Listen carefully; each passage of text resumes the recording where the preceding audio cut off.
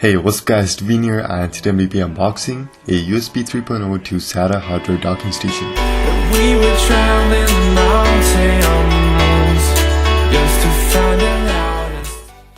If you have hard drives from your old computer laying around, you can use this dock to back up your data from your current computer, or you can use this dock to transfer data from your old hard drive to your new computer. This dock supports SATA 3 and it connects to your computer via USB 3.0, and you can use a 2.5 inch or a 3.5 inch hard drive or SSD. Inside the box you'll find the dock station itself, and I'll put a link in the description below where you guys can purchase this dock from Amazon. You will also find manuals as well, along with a USB 3.5 cable and a power adapter. So I have a SSD in front of me and I want to access these files from my Mac.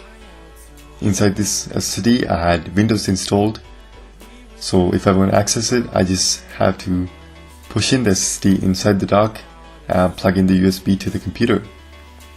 And as you can see, it connects without any trouble and it's fast.